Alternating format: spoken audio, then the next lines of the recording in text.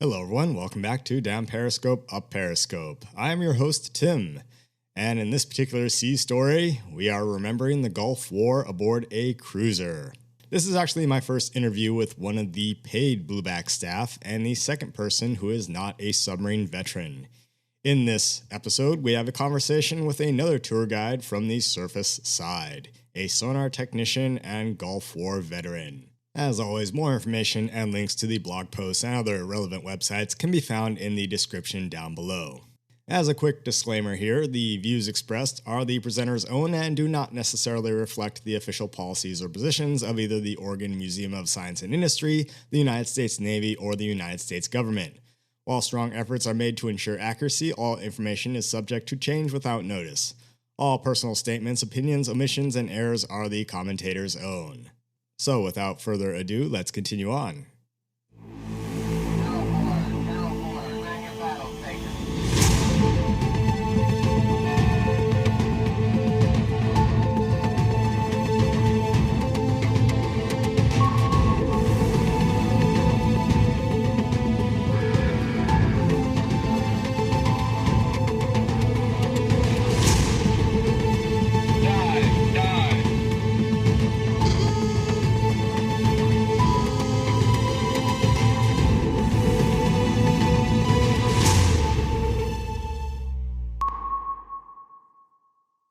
Our featured tour guide in this episode is Scott Thingelstad. Scott served in the U.S. Navy as a sonar technician 3rd class, surface. His time in the Navy included duty aboard USS Fletcher, DD-992, and USS Warden, CG-18, during the Gulf War, Operations Desert Shield, and Desert Storm, as well as during Operation Southern Watch. Following his time in the Navy, Scott did several odd jobs and attended college in the 1990s, before joining the Blueback crew at OMSI in 2002. Scott is something of a fixture on Blueback with 23 years of experience and counting as an OMSI employee. He is the longest continuously working tour guide in Blueback's history as a museum ship. With Scott's extensive experience as a Blueback tour guide, he knows far more about its history as a museum ship than any of us. The only people who have more technical knowledge of the submarine would probably be the submarine sailors who qualified and served on it.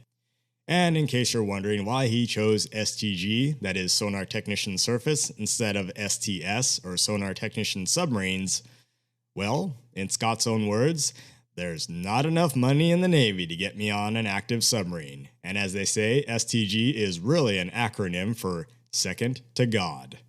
When he's not working on Blueback, Scott gives back to the community by volunteering in promotional events and charities as a clone trooper in the 501st Legion of Star Wars costuming fans. With that being said, let's get into the actual interview. Hello everyone, welcome back to Down Periscope, Up Periscope. So I got another interview with you. Our first paid staff member, I'm here with Scott Thingelstad, a sonar technician, 3rd class. So we're just going to talk a little bit with Scott about what he did in the Navy and some of his thoughts on giving tours on Blueback, because he has been here for a very long time.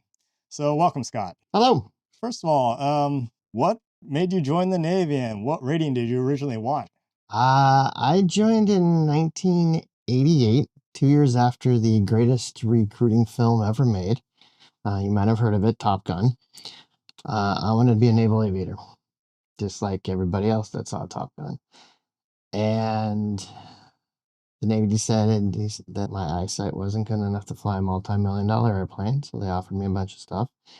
I ended up working in becoming a sonar technician, mainly because sonar school was 2.5 years in San Diego.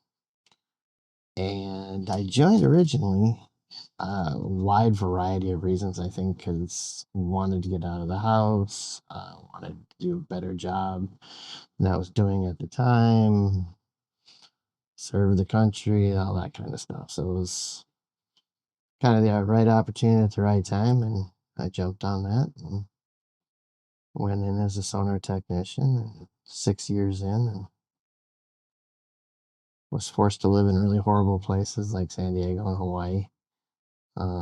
Had to go to places like Australia and Hong Kong and Singapore. Not a place that no one really has to go to. Oh, yeah. Yeah, they're horrible places. No, the Navy is really fun about going into various ports and just being around the people. I still got friends that I haven't seen from or heard from for like 30 years, but I run in every once in a while. And it's like I got out yesterday. I see. What ships were you on in the Navy? First one was a USS Fletcher DD 992, which is a destroyer. And the second one was USS Warden CG 18, which is a cruiser. And I understand you served in the Gulf War.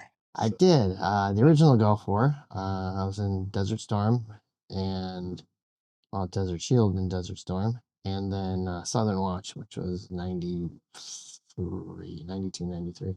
When I was in Desert Storm, I was on the small arms team. So our job, last line of defense if something's coming at the ship.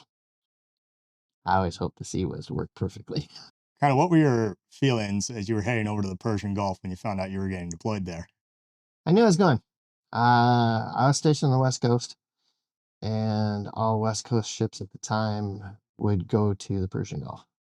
So it was just every 18 months we went to the Persian Gulf. Our time, we were supposed to head over in, I think, August of 90.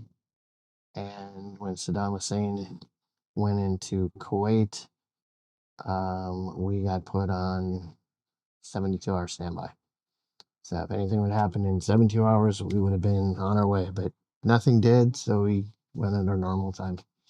And then we got extended a little bit for Desert Storm. I think in January when Desert Storm started, I think we didn't pull in any ports for a month. And then we hit a port, which I know the sub guys were going, a month, really? So, granted that the Gulf War is not known for having a lot of naval battles, but do you have any interesting experiences of your time over there during the Gulf War? I did, well, as far as I knew, all we did was float around on the Persian Gulf for a month and a half or 3 months. Yeah, 3 months we were there. I found out later that there was a book out called Shield and Storm, and it's what the Navy did during Desert Shield and Desert Storm. And usually, when I find a book that talks about Desert Storm, I look in the appendix to see if my ship is listed, and I go look at it. It was in this particular book. It's got us listed like 7 or 8 times, and apparently my ship fell under attack by MiG and Mirage aircraft. A couple different times were hit by chemical attack or similar to that, and I was like, nope, nope. I float around the ocean for 3 months. I don't know what you're talking about, but All right. Well, I think you mentioned one time to some of us you've personally tracked a number of Russian submarines. Do you recall which ones? I tracked one. That was the Akula. The other 7 that I've tracked, 3 of them were U.S. Los Angeles classes, and 4 of them were U.S. Ohio class. My first time I found one was USS Michigan off the coast of Washington, and my supervisor asked what I had, and I was like, submarine. He goes, which one? And I was like, I don't know. It's a submarine. That's the signal that came up, and so that was my first one. Was there anything kind of unique about the Akula? Because I've read that they're fairly quiet. They are very quiet, and I just happened to be at the right time at the right place and picked her up. We were off of the Gulf of Alaska, so it's very cold water, so sonar travels very well in that. She was coming out of Vladivostok, and we picked her up. And I tracked her for 4 hours, and then my shipmate lost her 2 hours later. What would you say as a sonar tech? What is the best and worst thing about being one? Ooh, that's a good question. Best part about it is listening to the really unique sounds in the ocean because sonar's picking up all those sounds, and so you get to listen to everything from submarines to surface ships to whales and dolphins and whatever else happens to be in the ocean. The worst, I was a third class, so all the bad jobs I got to do as well, like scrubbing toilets and doing dishes and loading stores and that kind of thing. And so you got out of the Navy, and eventually you came to OMSI. What made you come to OMSI? So I got out of the Navy, or I got out of college with a degree in animation. And in the process of trying to find animation work, I decided I needed a job. And so I applied for the submarine tour guide and then forgot that I applied for the submarine tour guide. And I got a call from the manager saying, you want to come down here for an interview. And I was like, for what? And he goes, because you applied for a submarine job. And I was like, oh yeah, I guess I did. And so I came down here, interviewed, and been here ever since. See, have you always been a tour guide on Blueback your entire time in OMSI? Most of the time, yeah. There was a few spots where we lost a manager, we lost a supervisor, and I filled in that role until somebody else came in. I see. And what year did you start at OMSI? 2002. So, kind of in your general opinion, have the tours changed substantially since when you started back in the early 2000s? As far as the tours themselves, not so much. I mean, we give basically the same tour. The people that have come down has changed. I'm not going to go into details, better or worse. I'm just saying they've gotten different. I don't want to slam on anybody, but So every so often we have former barbell class sailors come down from Barbell, Blueback, and Bonefish. And from what I've heard, you've met a number of the former skippers of Blueback. I think I've met 5 or 6 of them. One of them told me about how he did a dive down to like 1,020 feet or something like that. He actually did it twice. One is mechanical problem. The other one was he did it on purpose. Had one that was former captain that never mentioned that he was a captain. I'm pointing out the officer stateroom, and he's like, "Oh yeah, that was my room," and I'm like, "Oh, okay." Another one mentioned that he was. I said, "This is where the captain lives," and he said, "And in Colorado," and I was like, "Oh, you're another one of our captains." Okay. We've got some tin cans hanging around. I met that captain that told me that why they're there. How he came down and said it looked better than when he served on board, except there's no tin cans to collect the fluid. I actually got a chance to meet the first one, Gaultier? Gaultier. Yeah, he came down, got a tour of the boat, pointed out things. We did a open boat where we had like around 400 or 500 B-girl sailors that came down, and they told me their various stories, and some of them I still tell today. Some of them I had to edit to tell today, but So there's a rather famous factoid about Blueback that in September of 61, under the Commander Muriel, she crossed the Pacific from Yokosuka to San Diego for 5,340 some odd miles, completely submerged. And from my understanding, there's more to that story that you know of. There was a reason for why they had to do that. I actually talked to that captain. So the captain said that they were coming from Japan to San Diego, and they had a problem with some sort of mechanism that prevented them from surfacing. But he was like, "I'm not gonna worry about it. I can come up to snorkeling depth. I can bring the air, recharge the batteries. I don't have to bring the sub all the way to the surface." And he did that until he got just outside of San Diego and realized that he had better fix the boat or have that part fixed, or they were going to be pulling into San Diego submerged and have to figure out how to get the boat out of the water. And he didn't want to do that. So his details are a lot more than mine, but it's pretty much what he's had. Interesting guy. Well, Scott, you've been here for longer than any of us, for decades, literally. And as far as I can tell, do you have any plans to quit or go on to anything else? Nah.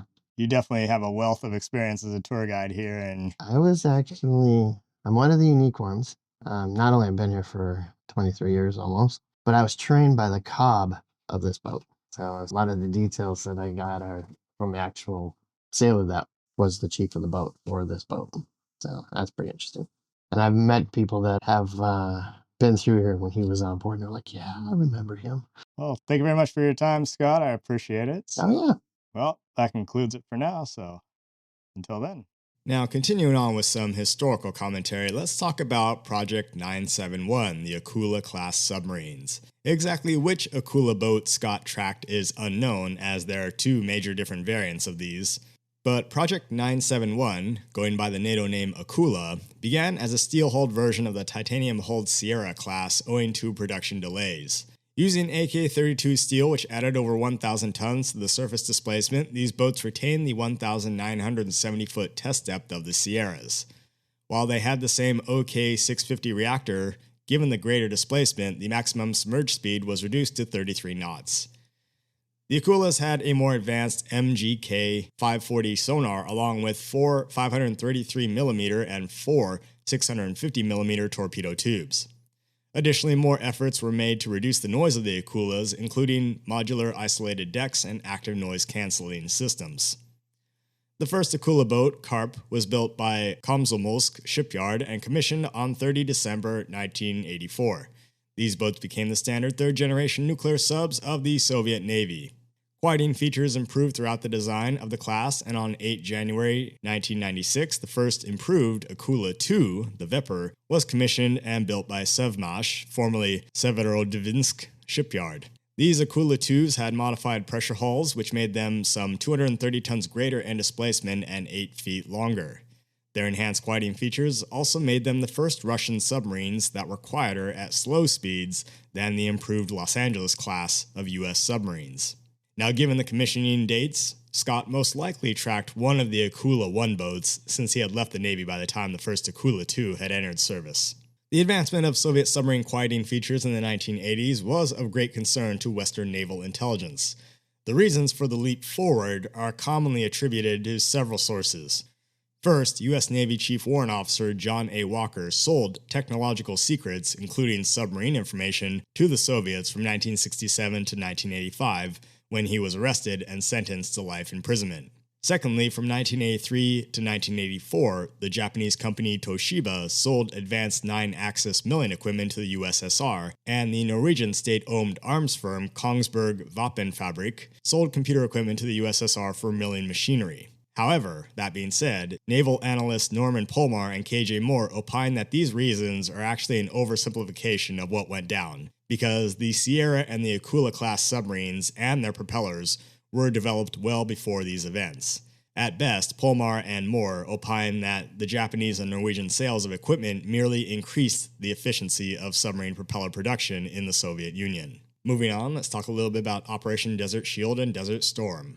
On 2 August 1990, the Iraqi army invaded the neighboring country of Kuwait over disputes regarding the latter's alleged slant drilling into Iraq's oil fields and to cancel the debt Iraq owed Kuwait following the recent and expensive Iran-Iraq war.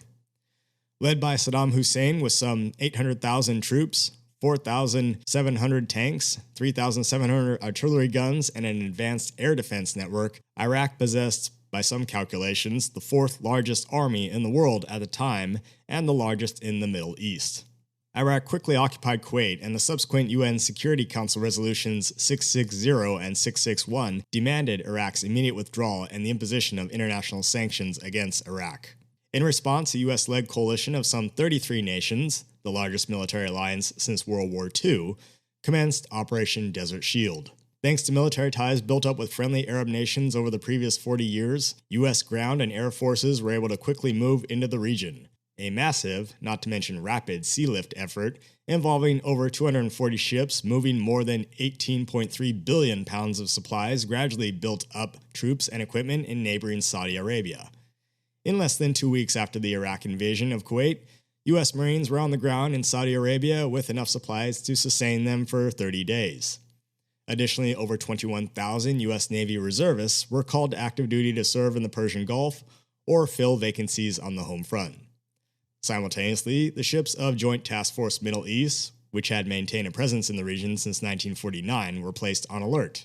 The carrier battle groups USS Independence and USS Dwight D. Eisenhower were ordered to move from the Indian Ocean and Eastern Mediterranean to the Gulf of Oman and the Red Sea, respectively, to prepare for combat operations. Ultimately, the naval buildup in the region would see the largest concentration of aircraft carriers since the Vietnam War, with the carriers USS America, USS John F. Kennedy, USS Saratoga, and USS Theodore Roosevelt operating in the Red Sea, while USS Midway and USS Ranger operated in the Persian Gulf. Operation Desert Shield lasted until 17 January 1991. Following Saddam Hussein's rejection of diplomatic efforts, it was decided to liberate Kuwait by military force. Operation Desert Storm began at midnight on 17 January 1991 when U.S. Army AH-64 Apache gunships crossed the Saudi border into Iraq and destroyed 2 radar installations. Simultaneously, U.S. Navy warships and submarines in the Persian Gulf and eastern Mediterranean Sea launched Tomahawk cruise missiles at various targets. The cruiser USS San Jacinto actually fired the first cruise missiles of the Gulf War. Later on, the submarines USS Pittsburgh and USS Louisville would fire some 14 Tomahawk missiles in Desert Storm. In total, the U.S. Navy fired some 288 Tomahawk cruise missiles. What followed was a 42-day air campaign to establish air superiority over Iraq and strike various ground targets. Meanwhile, amphibious forces offshore kept tens of thousands of Iraqi troops in Kuwait occupied in their positions by convincing them that they were preparing to conduct an amphibious assault.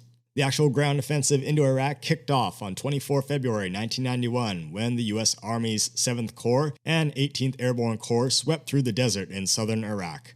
The ground war in Iraq was over in just 100 hours. Already tired, hungry, and exhausted from 6 months of an economic blockade that began during Desert Shield, along with a month-long bombing campaign from Air Force and naval aircraft, Iraqi troops surrendered in droves, and those that put up a fight were quickly neutralized. A mere 7 months after Iraq invaded Kuwait, the coalition forces had won, and Kuwait was liberated on 28 February 1991. So much for having the fourth largest army in the world. At its peak, there were some 100 U.S. naval ships and 50 naval ships from 17 other countries involved in Desert Storm. All in all, U.S. carrier aircraft flew only 24% of the combat sorties and dropped some 28% of U.S. air weapons used in the war. Even then, only 9% were precision-guided munitions, as the Navy was still heavily focused on dumb bombs.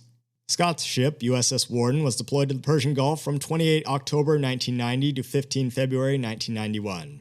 I have not found any official U.S. Navy history of USS Warden that discusses what she did beyond the Vietnam War.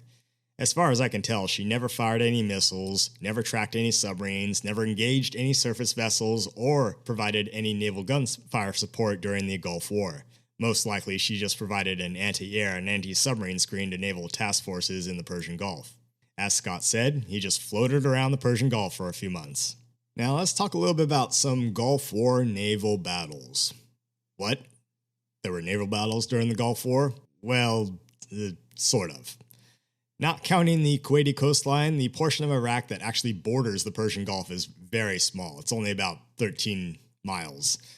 To say that Iraq had a navy might be something of a joke.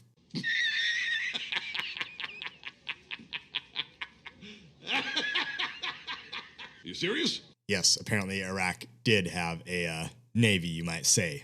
Coalition forces were concerned about Iraq's fast attack craft, some of which were armed with anti-ship missiles. All that said, the naval actions that occurred during the Gulf War were extremely limited. At the start of Operation Desert Storm, American, British, Canadian, and Kuwaiti naval forces moved to establish sea control of the Persian Gulf. One of the major naval actions began 2 days after the start of the air campaign. The guided missile frigate USS Nicholas led 2 Kuwaiti guided missile patrol boats into the northern Gulf toward oil platforms in the Al Dora field. After finding the oil platforms occupied by Iraqi troops, radars, and guns, U.S. Army Kiowa Warrior helicopters attacked with Hellfire missiles, followed by USS Nicholas and one of the Kuwaiti gunboats attacking other positions with guns and rockets. 5 Iraqis were killed, while the remainder surrendered, with 23 taken as POWs. Another notable naval action, known as the Bubiyan Turkey Shoot, occurred on the night of 29 January 1991. 2 A-6 intruders flying from USS Rangers spotted 4 Iraqi missile boats making 15 to 18 knots with lights out, headed toward Iran. Receiving permission to engage, they dropped 500-pound laser-guided bombs on the boats, which stopped 3 of them and set them afire. A Canadian CF-18 strafed the 4th boat, which managed to limp to safety to an Iranian port. What followed was the obliteration of whatever was left of the Iraqi Navy by coalition forces. Some 17 Iraqi naval craft were spotted near the Saudi Arabian city of Khafji. Lynx helicopters from HMS Gloucester, HMS Cardiff, and HMS Brazen opened fire with Sea Skua missiles, destroying the craft, but more later arrived. These were identified as a T-43, several TNC-45 type fast attack craft armed with Exocet missiles, and a Spazilak and Polnochny craft armed with Styx missiles. These were similarly engaged with Sea Skua missiles from aircraft of Task Group 321.1. Ultimately, the neutralization of this surface threat allowed coalition warships to move further north toward Kuwait. The only air attack on coalition forces during the Gulf War occurred on 24 January 1991 when two Iraqi F-1 Mirage jets carrying anti-ship missiles were spotted approaching coalition warships. However, these jets violated Saudi Arabian airspace and were shot down by a Saudi F-15C before they could reach the naval task force to launch their missiles. One British source noted that there were actually 3 jets during this air raid. 2 MiG-23 floggers and 1 F-1 Mirage. After the floggers were shot down by the F-15, the Mirage fired its missile out of range and fled the area. There was also the instance on 25 February 1991 when 2 shore-based Silkworm anti-ship missiles were fired at the battleship USS Missouri. The first missile splashed harmlessly into the sea, and the second one was intercepted by 2 missiles fired by HMS Gloucester. Apart from these events, there were no air raids on coalition warships in the Gulf War. More serious, however, was the threat of some 1,300 naval mines of various types sowed by the Iraqis throughout the Persian Gulf. These consisted of acoustic, magnetic, and contact mines. While attempts were made to clear a path through the minefield, USS Tripoli and USS Princeton struck mines. Thankfully, no crew were killed in these incidents, but the damage to these ships was substantial. From a naval standpoint, Desert Storm seems pretty tame. There were no big naval battles like World War II, and even Dave Pierce's experiences on a destroyer in Vietnam, who I interviewed, where he's ranging up and down the coast while getting shot at by shore batteries and firing back, seems pretty intense by comparison. All in all, the Gulf War was a very, very short and very one-sided conflict. The coalition and U.S. victory was something of a morale boost, you might say, given that the U.S. military was still feeling pretty sore after the loss of the Vietnam War some 15 years prior. Now, let's talk about recent memories. For me personally, even though it occurred over 35 years ago, the Gulf War still feels very recent since it was the first major conflict that I was alive for, albeit I was a little kid at the time. I grew up in the relative tranquility of the 1990s, but remember seeing news reports of conflicts in Somalia, Bosnia, and Kosovo.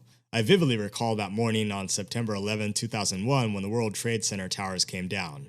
By the time I graduated high school, we were a couple of years into the War on Terror, and honestly, thinking back on it, had my life taken a different course, I could have very well found myself in the streets of Iraq or the mountains of Afghanistan. One could only imagine a young 18-year-old Scott Thingelstad joining the Navy in 1988 and finding himself in a war zone 2 years later.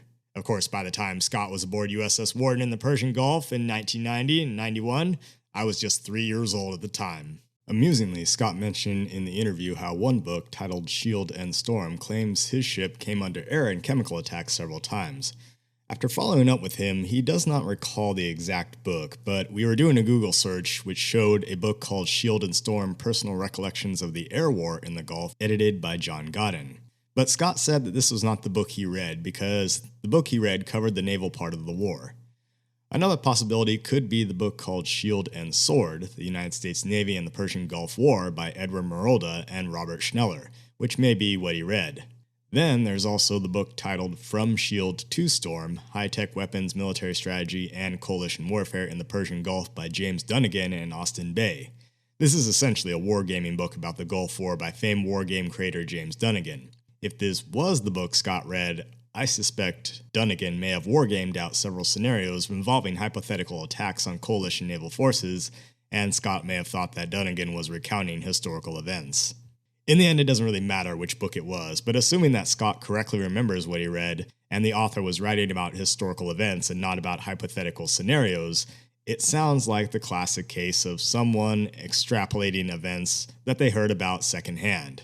So imagine an author interviewing veterans after the Gulf War, and one of them says, "Oh, if we didn't establish air superiority over the Gulf, then there would have been 3 or maybe 4 air attacks on U.S. warships in the Persian Gulf. And not only that, the Iraqis used chemical weapons in their last war against Iran, and there was a fear that they would have been used against coalition forces. The U.S. Warden was providing air defense for these ships, and she would have come under attack, blah, blah, blah, blah, blah," and so on and so forth. Now, it's often statements like these that get decontextualized to the point where they're no longer a probability, but rather an actuality. So it's the classic case of someone saying, I think event X, Y, and Z may have occurred, or at least we came really close to it happening. And then somebody overhears that and says to a friend, hey, dude, I just heard from that guy who said that event X, Y, and Z actually happened. No, that's not what was said. The listener needs to pay closer attention to the details and not jump to conclusions. So I think that's kind of what may have occurred. Again, I don't know, but let's say that it did. In Scott's case, he remembers none of this supposed air attacks, and as far as he's concerned, USS Warden just sat around in the Persian Gulf for a couple months during Desert Storm. As noted above, my research indicates that only one air raid on coalition warships was ever attempted, and it was defeated with no damage being done to any ships. And USS Warden is not even mentioned in these accounts. So, honestly, I am apt to believe Scott's version of the events, since you would definitely remember if your ship came under any attack. In which case, no, he doesn't remember any such attack occurring on USS Warden. Now let's talk about Scott being a veteran tour guide. So funny enough, I had actually seen Scott before I even met him. This was back around, I think, 2015 when I was still living abroad, and I was feeling a bit nostalgic one day, and I decided to look up YouTube videos on Blueback herself. And I found a video of Scott leading a tour. Now at the time, it was one of the only videos online that showed an entire tour of the submarine, although the camera work in the tour leaves a lot to be desired. But Scott's characteristic voice can be heard, and he's surprisingly clean-shaven in the video. So anyway, fast forward to 2023 when I joined the crew of Blueback. I figured, oh, there's no way this guy would still be working there. So imagine my surprise when he was. So the reason is that the submarine generally does not suffer as much turnover compared to other departments in the museum.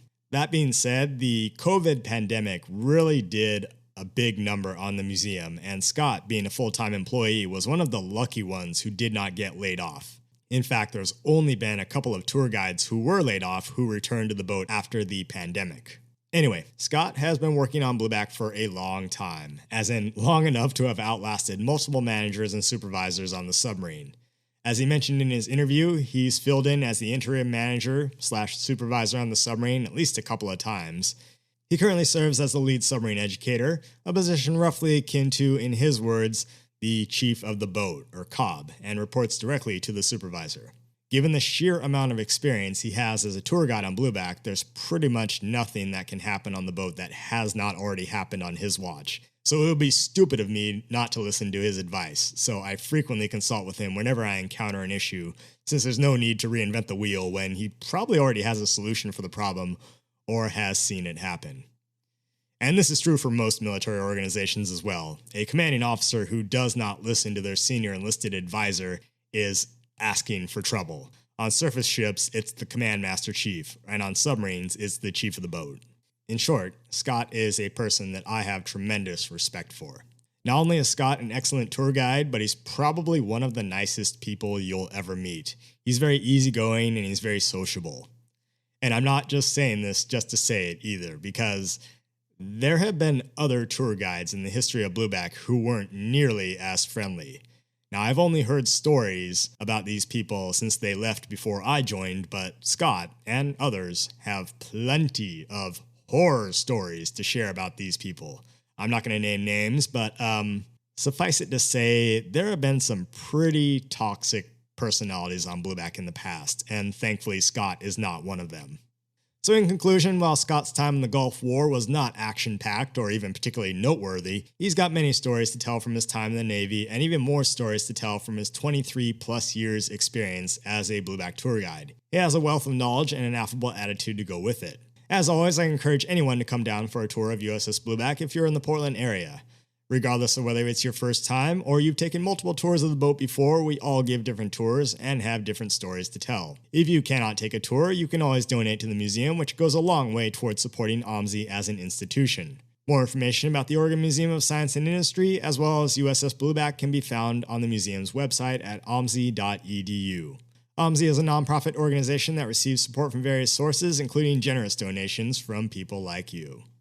Well, thank you very much, everyone. That is another sea story, this time from a paid staff member and surface sailor. So take care.